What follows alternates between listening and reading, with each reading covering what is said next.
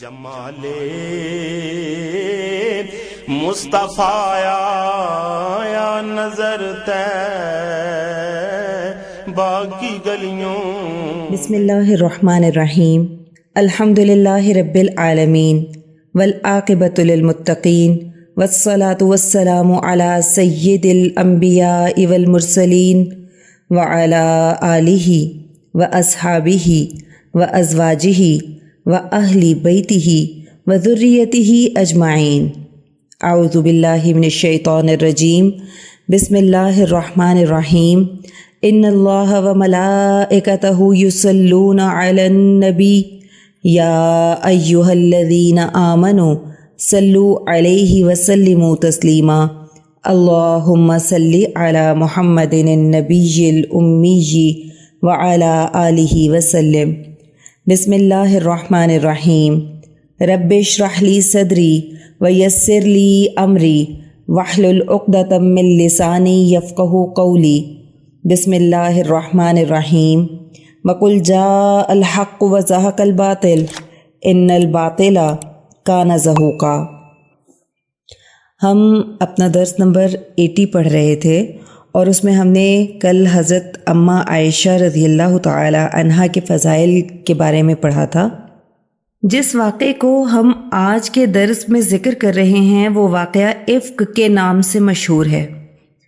رئیس المنافقین عبداللہ بن ابی بن سلول اور اس کے ساتھیوں نے اماں عائشہ رضی اللہ تعالی عنہا پر جو بہتان لگایا کہ زبان بیان کرنے اور قلم لکھنے سے قاصر ہے، لیکن کس شان کے ساتھ اللہ سبحانہ و تعالی نے اماں عائشہ رضی اللہ تعالی عنہا کی پاک بازی میں سورہ نور کی آیات اتاریں۔ اماں عائشہ رضی اللہ تعالی عنہا رسول اللہ صلی اللہ علیہ وآلہ وسلم کی محبوب ترین زوجہ تھیں۔ ان کے ساتھ جو واقعہ پیش آیا جسے بیان کرنے سے قلب و نظر غم کے سمندر میں ڈوب جاتے ہیں، یہ واقعہ افک کے نام سے مشہور ہے۔ آئیے آغاز کرتے ہیں۔ بسم اللہ الرحمن الرحیم۔ یہ واقعہ خود حضرت اماں عائشہ رضی اللہ تعالی عنہا اپنی زبانی فرماتی ہیں کہ محبوب صلی اللہ علیہ وآلہ وسلم کی عادت مبارکہ تھی جب کسی سفر پر تشریف لے جاتے تو عدل کے تقاضے کے مطابق تمام ازواج رضی اللہ عنہن کے درمیان قرعہ اندازی فرماتے۔ جس کے نام کا قرعہ نکلتا ان کو اپنے ساتھ سفر میں لے جاتے۔ چنانچہ جب آپ صلی اللہ علیہ وآلہ وسلم بنو مستلق کے لیے تشریف لے جانے لگے تو قرعہ اندازی کی گئی تو میرا نام نکل آیا اور حضرت ام سلمہ رضی اللہ تعالی عنہا کا، لہٰذا ہم دونوں آپ صلی اللہ علیہ وآلہ وسلم کے سفر میں ساتھ چل پڑیں۔ میں ہودج یعنی ڈولی میں سوار ہوئی۔ میرا ہودج اونٹ پر سوار کیا جاتا اور نیچے اتارا جاتا۔ ہودج کی ضرورت اس لیے پیش آتی کیونکہ پردے کی آیات نازل ہو چکی تھیں، لہٰذا یہ طریقہ کار تھا کہ ازواج مطہرات رضی اللہ عنہن کو ہودج میں بٹھایا جاتا تھا۔ ہار کی گمشدگی۔ اماں عائشہ رضی اللہ تعالی عنہا فرماتی ہیں کہ جہاد سے فارغ ہو کر جب ہم مدینہ شریف کے قریب پہنچے، قافلے نے ایک جگہ پڑاؤ ڈالا۔ رات کا وقت تھا۔ میں رفع حاجت کے لیے گئی، پھر فارغ ہو کر اپنے مقام پر پہنچی اور سینہ ٹٹولا تو جو ہار میں نے پہنا ہوا تھا ٹوٹ کر کہیں گر گیا اور میں ہار ڈھونڈنے کے لیے فوراً واپس گئی۔ ہار کی تلاش میں مجھے دیر ہو گئی۔ یہ ہار میری بہن حضرت اسماء رضی اللہ تعالی عنہا کا تھا۔ جب واپس آئی تو دیکھا کہ قافلہ نکل چکا تھا اور میں پیچھے رہ گئی۔ دراصل ہوا یوں کہ میں بہت ہلکی پھلکی اور کم سن لڑکی تھی۔ جب لوگوں نے میرا ہودج یعنی ڈولی اٹھائی تو ان کو یہ محسوس ہی نہ ہوا کہ میں ہودج میں نہیں ہوں۔ انہوں نے میرا ہودج اونٹ پر رکھا اور روانہ ہو گئے۔ نیکسٹ ہیڈنگ ہے حضرت صفوان بن معطل رضی اللہ تعالی عنہ نے جب اماں عائشہ رضی اللہ تعالی عنہا کو تنہا پایا۔ اماں عائشہ رضی اللہ تعالی عنہا فرماتی ہیں کہ جب میں واپس آئی اس وقت کسی کو نہ پایا تو میں وہیں ٹھہری رہی اور خیال کیا کہ جب وہ مجھے نہ پائیں گے تو تو میری تلاش میں اسی جگہ آئیں گے۔ مجھے بیٹھے بیٹھے نیند کا غلبہ طاری ہو گیا اور میں سو گئی۔ حضرت صفوان رضی اللہ تعالی عنہ کو لشکر کے پیچھے اس کام پر مقرر کیا گیا تھا کہ کسی کی گری پڑی چیز ہو تو وہ اٹھا کر اس کے مالک کے سپرد کر دیں۔ اما عائشہ رضی اللہ تعالی عنہ فرماتی ہیں کہ جب صبح ہوئی تو حضرت صفوان رضی اللہ تعالی عنہ نے مجھے دور سے سوتا ہوا دیکھا تو پہچان گئے، کیونکہ پردے کے احکام نازل ہونے سے پہلے انہوں نے مجھے دیکھا ہوا تھا۔ مجھے دیکھ کر انہوں نے اِنَّ لِلَّهِ وَإِنَّا إِلَيْهِ رَاجِعُونَ پڑھا۔ ان کے پڑھنے سے میں بیدار ہو گئی اور اپنا چہرہ جلدی سے ڈھانپ لیا۔ خدا کی قسم انہوں نے مجھ سے کوئی بات نہیں کی سوائے اِنَّا لِلَّهِ کے۔ حضرت صفوان بن معطل رضی اللہ تعالی عنہ کا اِنَّا لِلَّهِ پڑھنا کس وجہ سے تھا؟ علماء فرماتے ہیں کہ ہو سکتا ہے کہ اما عائشہ رضی اللہ تعالی عنہ کا صحرا میں تنہا رہ جانا ہی ایک عظیم واقعہ ہے، یا وہ سمجھے ہوں گے کہ اما عائشہ رضی اللہ تعالی عنہ انتقال فرما چکی ہیں، یا پھر اس خوف کی وجہ سے تھا جو بعد میں بہتان کی صورت میں ظاہر ہوا۔ اما عائشہ رضی اللہ تعالی عنہ فرماتی ہیں کہ اس کے بعد حضرت صفوان رضی اللہ تعالی عنہ نے اپنی اونٹنی میرے سامنے لا کر بٹھا دی اور اونٹ پر پاؤں رکھا تاکہ میرا سوار ہونا آسان ہو جائے۔ اس کے بعد وہ اونٹنی کی مہار پکڑ کر آگے آگے چلتے رہے۔ منافقین کی بہتان تراشی۔ Next heading. ہمارا لشکر دوپہر کے وقت ایک جگہ ٹھہرا جہاں مسلمانوں کے لشکر کے لوگ اترے ہوئے تھے۔ بدقسمتی سے ہم اسی جگہ پر اترے جہاں منافق عبداللہ بن ابی بن سلول اور اس کے پیروکار بیٹھے تھے۔ پھر ان لوگوں نے میرے بارے میں اسی وقت سے تہمت تراشی شروع کر دی۔ عبداللہ بن ابی بن سلول اپنی طرف سے باتیں ملا ملا کر لوگوں میں بیان کرتا اور شک میں مبتلا کرتا گیا، اور سب سے عجیب بات یہ تھی کہ اس بہتان تراشی میں کچھ مسلمان بھی منافقوں کے ہمنوا بن گئے، جن میں کچھ کے نام یہ ہیں: حضرت حسان بن ثابت رضی اللہ تعالی عنہ، حضرت مستح رضی اللہ تعالی عنہ جو حضرت ابوبکر صدیق رضی اللہ تعالی عنہ کی خالہ کی بیٹی کے بیٹے تھے، حضرت حمنہ بنت جحش رضی اللہ تعالی عنہ جو کہ ام المؤمنین زینب بنت جحش رضی اللہ تعالی عنہ کی بہن تھیں، اما عائشہ رضی اللہ تعالی عنہ کا بیمار ہونا اور رسول اللہ صلی اللہ علیہ وآلہ وسلم کی بے التفاتی۔ Next heading. اما عائشہ رضی اللہ تعالی عنہ فرماتی ہیں کہ مدینہ شریف پہنچ کر میں بیمار ہو گئی۔ لوگ میرے متعلق باتیں پھیلانے میں مشغول تھے، مگر مجھے تو کسی بات کا علم ہی نہ تھا۔ لیکن ایک بات مجھے بہت پریشان کرتی تھی کہ آپ صلی اللہ علیہ وآلہ وسلم میری طرف متوجہ نہیں ہوتے تھے، حالانکہ پہلے کبھی ایسا نہیں ہوا۔ پہلے کبھی میں بیمار ہوتی تو میری بہت زیادہ خبر گیری کیا کرتے تھے۔ بس معاملہ ایسا ہو گیا تھا کہ رسول اللہ صلی اللہ علیہ وآلہ وسلم حسب معمول تشریف لاتے اور فرماتے کیسی ہو، اور پھر واپس چلے جاتے۔ اس بات سے میرا دل ٹوٹ جاتا تھا اور میں بیماری کی وجہ سے کمزور بھی بہت ہو گئی تھی۔ اما عائشہ رضی اللہ تعالی عنہ نے جب ام مستح رضی اللہ تعالی عنہ کی زبانی سارا واقعہ سنا، اما عائشہ رضی اللہ تعالی عنہ فرماتی ہیں کہ ایک رات میں مستح رضی اللہ تعالی عنہ کی والدہ کے ساتھ بیت الخلاء گئی۔ پہلے بیت الخلاء گھروں کے قریب نہیں ہوتے تھے بلکہ جنگل کی طرف لوگ جایا کرتے تھے۔ فرماتی ہیں کہ جب ہم بیت الخلاء سے فارغ ہو کر واپس لوٹے تو ام مستح رضی اللہ تعالی عنہ کا پاؤں اپنی چادر میں الجھ گیا اور گرتے گرتے بچ گئیں، تو ان کے منہ سے نکلا ہلاک ہو مستح۔ اس وقت میں نے ان سے کہا آپ ایسا نہ کہیں، آپ ایسے شخص کو برا بھلا کہہ رہی ہیں جو غزوہ بدر میں شریک ہوئے تھے۔ اس پر ام مستح رضی اللہ تعالی عنہ کہنے لگیں، اے عائشہ رضی اللہ تعالی عنہ، تمہیں نہیں معلوم کہ مستح رضی اللہ تعالی عنہ تمہارے بارے میں کیا کیا کہتا پھر رہا ہے؟ میں نے پوچھا کیا کہہ رہا ہے مستح رضی اللہ تعالی عنہ میرے بارے میں؟ ام مستح رضی اللہ تعالی عنہ نے پھر سارا واقعہ سنایا یہ ساری باتیں سن کر میری آنکھوں میں اندھیرا چھا گیا، میرے قدم نہیں اٹھ پا رہے تھے۔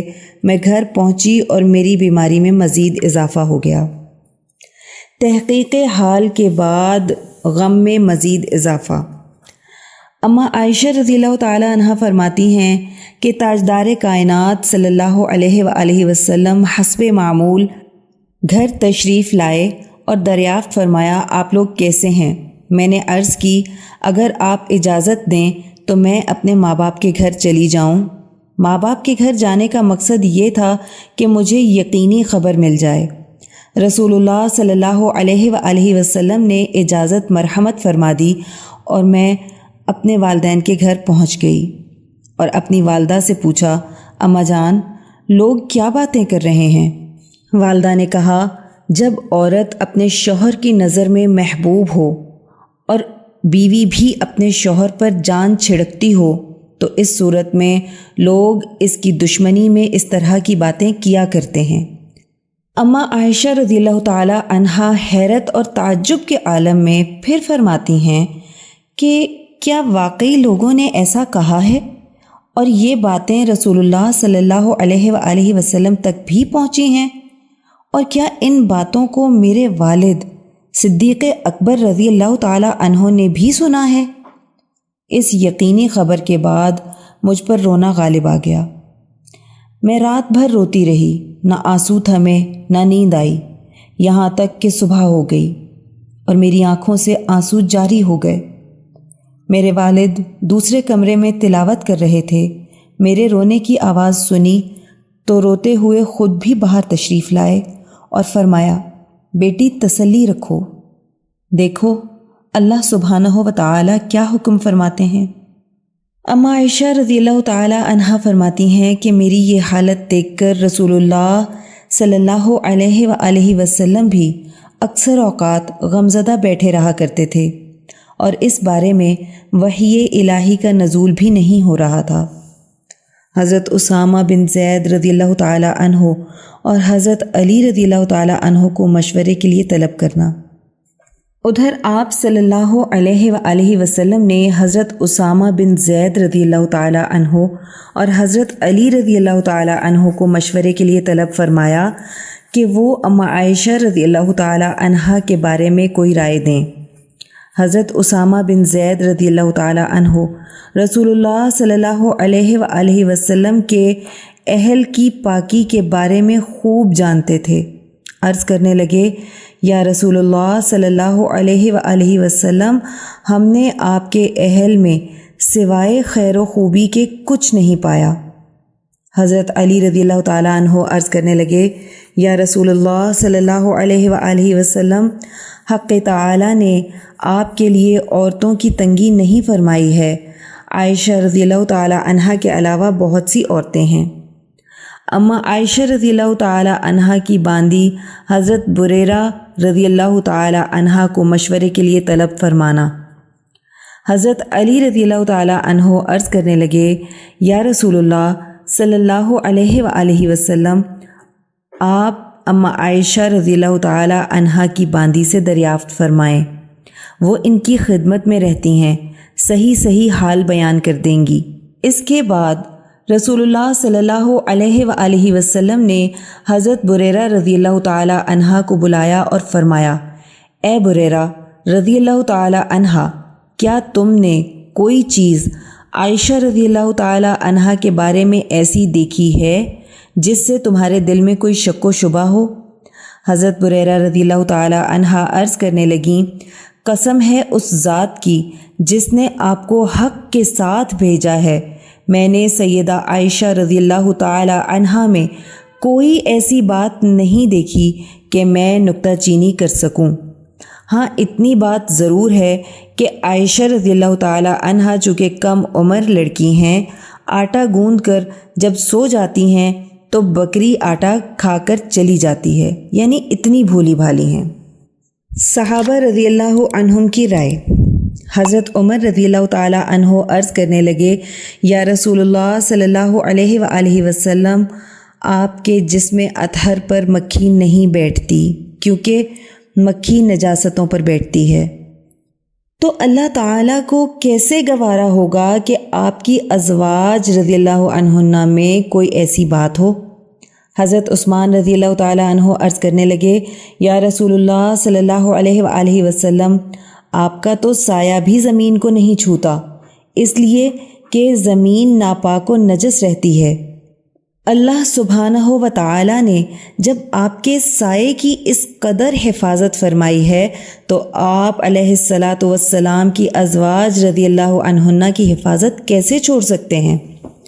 حضرت علی رضی اللہ تعالیٰ عنہ عرض کرنے لگے، یا رسول اللہ صلی اللہ علیہ وآلہ وسلم، نماز کی حالت میں جب آپ کے نالین مبارک میں آلودگی ہو تو اللہ سبحانہ و تعالیٰ اس کی خبر بھی آپ کو دے دیتے ہیں کہ آپ نالین مبارک اتار دیں، اور جب یہ واقعہ ہوا تو کیسے آپ کو اطلاع نہ دیتے؟ آپ ہمت رکھیں، اللہ تعالیٰ آپ کو حقیقت حال سے ضرور آگاہ فرمائیں گے۔ رسول اللہ صلی اللہ علیہ وآلہ وسلم کا خطبہ ارشاد فرمانا۔ اس تحقیق کے بعد سرکار دو جہاں صلی اللہ علیہ وآلہ وسلم منبر پر تشریف لے گئے اور خطبہ ارشاد فرمایا، کون ہے جو اس شخص کے بارے میں میری مدد کرے جس نے میرے اہل کو ایذا پہنچائی، یعنی منافق عبداللہ بن ابی بن سلول، اور فرمایا، قسم ہے اللہ کی، میں نے اپنے اہل میں خیر اور نیکی کے علاوہ کچھ نہیں پایا۔ اور یہ لوگ ایسے شخص یعنی حضرت صفوان رضی اللہ تعالی عنہ کا نام لے رہے ہیں جس کے بارے میں بھی بھلائی کے علاوہ کچھ نہیں جانتا، اور حضرت صفوان رضی اللہ تعالی عنہ کو سب جانتے ہیں کہ وہ عابد و زاہد آدمی ہیں، کوئی شک کی گنجائش ہی نہیں۔ وہ میرے ساتھ ہی میرے گھر میں آتے ہیں، تنہا کبھی میرے گھر میں نہیں گئے۔ صحابہ کرام رضی اللہ عنہم کی غیرت۔ رسول اللہ صلی اللہ علیہ وآلہ وسلم کا یہ خطبہ سن کر قبیلہ اوس کے سردار حضرت سعد بن معاذ رضی اللہ تعالی عنہ کھڑے ہوئے اور عرض کرنے لگے، یا رسول اللہ صلی اللہ علیہ وآلہ وسلم، میں آپ کی مدد کروں گا۔ اگر وہ شخص قبیلہ اوس میں سے ہوا تو میں اس کی گردن اڑا دوں گا، اور اگر وہ قبیلہ خزرج میں سے ہوا تو آپ جو حکم کریں گے وہی ہوگا۔ یہ سب سن کر قبیلہ خزرج کے سردار حضرت سعد بن عبادہ رضی اللہ تعالی عنہ کھڑے ہوئے اور حضرت سعد بن معاذ رضی اللہ تعالی عنہ سے عرض کرنے لگے، اگر وہ شخص تمہارے قبیلے سے ہوا تو تم ہرگز اس کو قتل کرنے کی ہمت نہیں رکھتے۔ ایک صحابی حضرت اسید بن حضیر رضی اللہ تعالی عنہ اٹھے جو کہ حضرت سعد بن معاذ رضی اللہ تعالی عنہ کے رشتہ دار تھے۔ حضرت سعد بن عبادہ رضی اللہ تعالی عنہ سے کہنے لگے، ایسا لگ رہا ہے کہ تم لوگ منافقوں کی طرفداری کر رہے ہو۔ قبیلہ اوس اور قبیلہ خزرج میں آپس میں جھگڑا ہونے لگا۔ آپ صلی اللہ علیہ وآلہ وسلم نے سب کو خاموش رہنے کا حکم دیا۔ سیدہ عائشہ رضی اللہ تعالی عنہا کا صبر۔ حضرت اما عائشہ رضی اللہ تعالی عنہا فرماتی ہیں، یہ تمام باتیں مجھ تک پہنچ رہی تھیں، میں روتے روتے اتنی کمزور ہو گئی تھی کہ مجھے اندیشہ ہونے لگا کہ روتے روتے کہیں میرا جگر نہ پھٹ جائے۔ میرا جاگنے اور رونے کے علاوہ کوئی کام نہ تھا۔ والد اور والدہ بھی مجھے اس حال میں دیکھ کر روتے رہے۔ اتنے میں ایک انصاری عورت رضی اللہ تعالی عنہا جو مجھ سے محبت رکھتی تھی وہ بھی میرے پاس آ کر بیٹھ گئی اور وہ بھی میرے ساتھ رونے لگی۔ رسول اللہ صلی اللہ علیہ وآلہ وسلم کا اما عائشہ رضی اللہ تعالی عنہا کے پاس تشریف لانا۔ اما عائشہ رضی اللہ تعالی عنہا فرماتی ہیں کہ اچانک آپ صلی اللہ علیہ وآلہ وسلم تشریف لائے اور میرے پاس آ کر بیٹھ گئے۔ جب سے یہ واقعہ ہوا تھا آپ صلی اللہ علیہ وآلہ وسلم میرے پاس نہ بیٹھے تھے۔ آپ صلی اللہ علیہ وآلہ وسلم نے پوچھا، کیا حال ہے؟ میری والدہ نے جواب دیا، تیز بخار ہے۔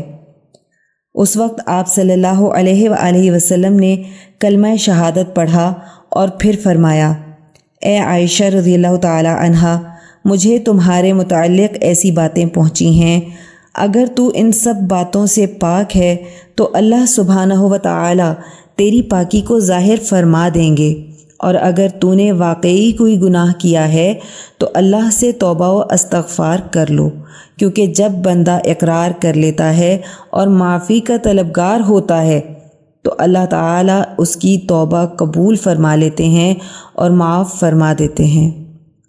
رسول اللہ صلی اللہ علیہ وآلہ وسلم کے کلام سے بشارت کی مہک۔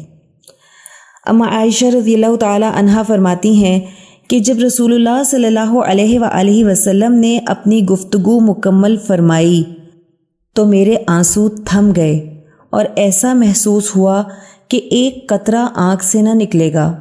یہ اس خوشی کی بنا پر تھا جو رسول اللہ صلی اللہ علیہ وآلہ وسلم کے کلام سے مہک رہا تھا، کیونکہ اس کلام میں ایک بشارت تھی کہ اگر میں بے قصور ہوں تو اللہ پاک اس پاکی کو ظاہر فرما دیں گے۔ حضرت اما عائشہ رضی اللہ تعالی عنہ فرماتی ہیں کہ اس کے بعد میں نے اپنے والد سے کہا، رسول اللہ صلی اللہ علیہ وآلہ وسلم کی بات کا جواب دیجئے۔ والد نے کہا، خدا کی قسم مجھے کچھ معلوم ہی نہیں، میں کیا جواب دوں؟ پھر میں نے اپنی والدہ سے کہا، آپ جواب دیجئے۔ والدہ نے کہا، مجھے بھی کچھ نہیں معلوم۔ آخر میں نے خود ہی رسول اللہ صلی اللہ علیہ وآلہ وسلم سے عرض کیا، میں ایک کم عمر لڑکی ہوں اور قرآن بھی زیادہ نہیں پڑھا ہے، لیکن خدا کی قسم میں جان گئی ہوں کہ آپ لوگوں نے جو کچھ سنا ہے ان باتوں کو اپنے دل میں جما لیا ہے اور اس کو سچ سمجھنے لگے ہیں۔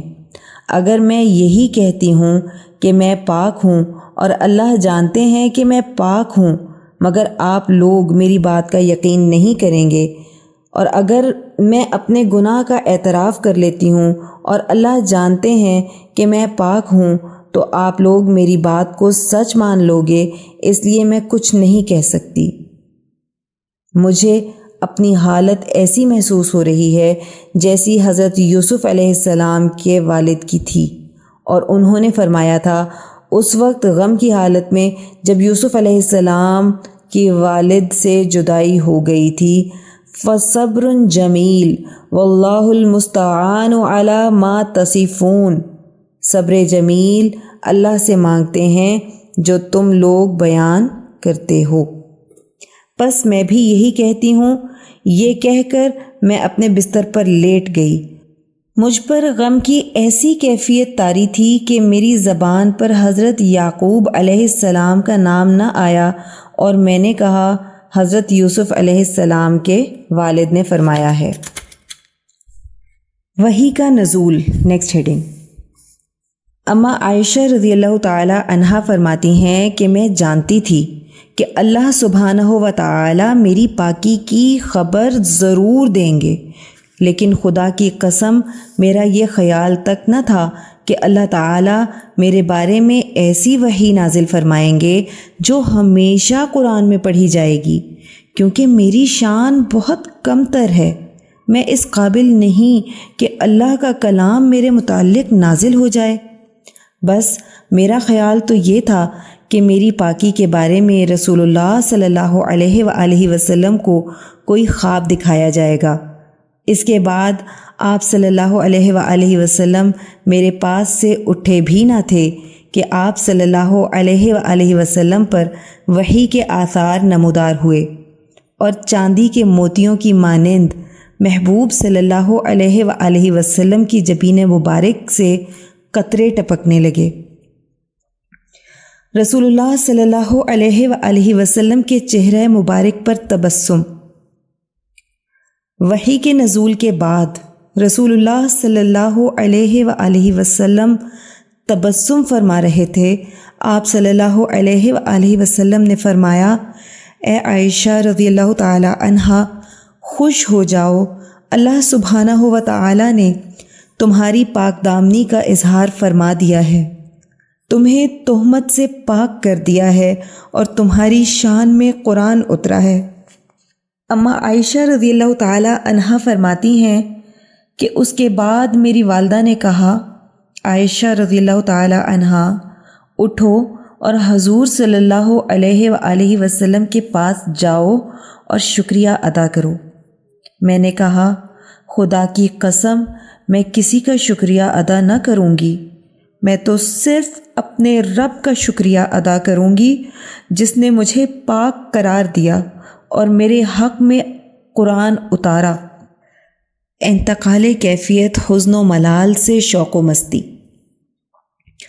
جب سے یہ واقعہ پیش آیا تھا حضرت اماں عائشہ رضی اللہ تعالی عنہا پر حزن و ملال کی سخت کیفیت طاری تھی۔ جیسے ہی برات کی خوشخبری سنی ایک دم طبیعت میں نشاط اور شوخی آ گئی۔ حضرت اماں عائشہ رضی اللہ تعالی عنہا کی پاکی کے بیان میں سورہ نور کی کچھ آیات۔ اعوذ باللہ من الشیطان الرجیم، بسم اللہ الرحمن الرحیم۔ ان الذین جاؤوا بالافک عصبۃ منکم لا تحسبوہ شرا لکم بل ھو خیر لکم۔ سورہ نور آیت نمبر 11، اور اس کا ترجمہ ہے بے شک جن لوگوں نے بہتان لگایا وہ تمہارے اپنے میں سے ہی ہیں، اس لیے اس واقعے کو برا خیال نہ کرو بلکہ وہ تمہارے لیے بہتر ہے۔ لِكُلِّ امْرِئٍ مِّنْهُمْ مَا اكْتَسَبَ مِنَ الْإِثْمِ، ان میں سے ہر ایک شخص کے لیے وہی گناہ ہے جو اس نے کمایا۔ وَالَّذِي تَوَلَّى كِبْرَهُ مِنْهُمْ لَهُ عَذَابٌ عَظِيمٌ، اور ان میں سے جس نے اس بہتان لگانے میں بڑا حصہ لیا اس کو سخت سزا ہوگی۔ لولا اذ سمعتموہ ظن المؤمنون والمؤمنات بانفسہم خیرا، جب تم لوگوں نے یہ بات سنی تھی تو مومن مرد اور مومن عورتوں نے اپنے بھائی بہنوں کے متعلق نیک گمان کیوں نہ کیا؟ وقالوا ھذا افک مبین، اور کیوں نہ کہا کہ کھلا ہوا بہتان ہے۔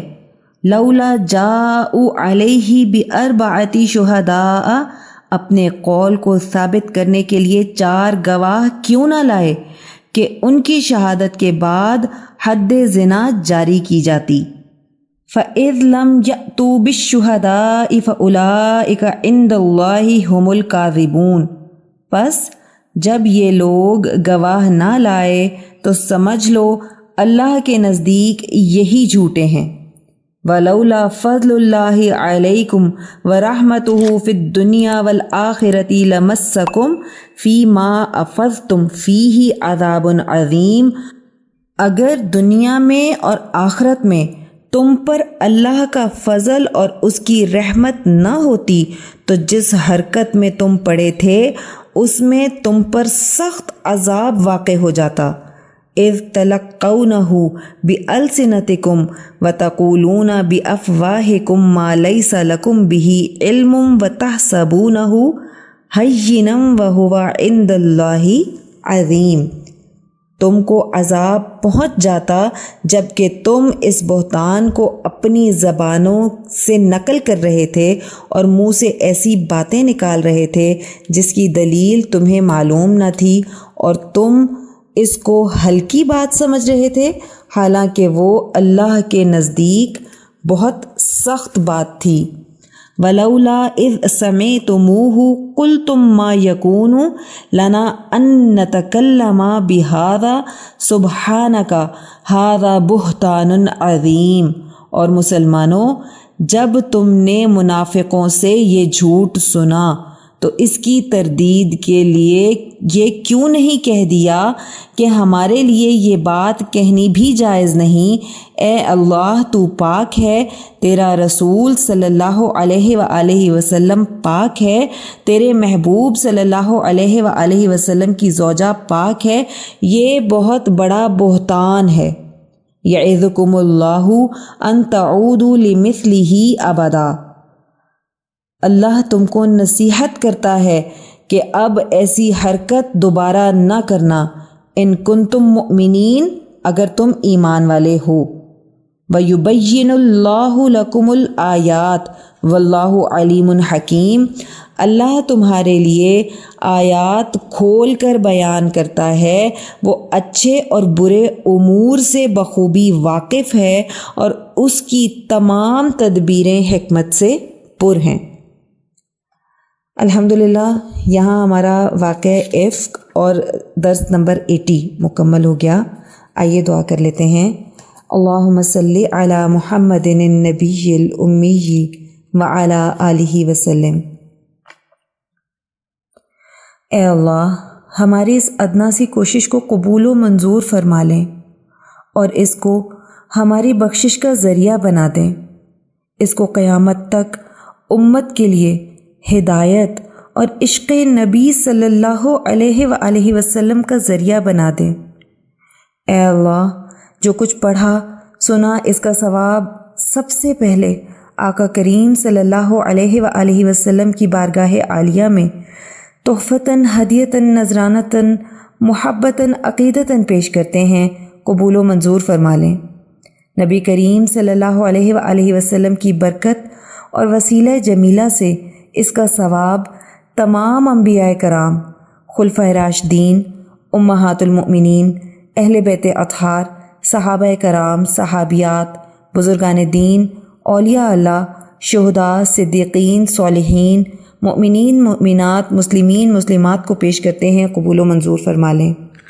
الہی، اس کا ثواب سلسلہ قاسمیہ، عزیزیہ، نقشبندیہ، مجددیہ کے تمام بزرگان، بالخصوص شیخ الاولیاء حضرت مولانا مہر محمد صاحب رحمۃ اللہ علیہ، شیخ الحدیث حضرت مولانا عبدالحکیم صاحب رحمۃ اللہ علیہ اور شیخ الاسلام حضرت مولانا محمد عبدالعلیم قاسمی صاحب رحمۃ اللہ علیہ کو پہنچا دیں، اور ہمارے بزرگان کے بلند درجات کو اور بھی زیادہ بلند فرما دیں اور ان پر اپنی رحمت خاصہ کا نزول فرما دیں۔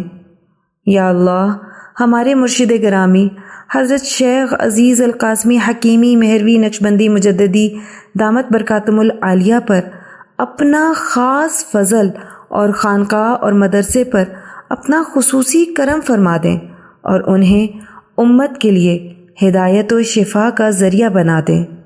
آمین بحرمت سید المرسلین صلی اللہ علیہ وآلہ وسلم۔ سبحان ربک رب العزت عما یصفون وسلام علی المرسلین والحمد للہ رب العالمین۔ جدھر دیکھی اسی ماہ مبیں کی چاندنی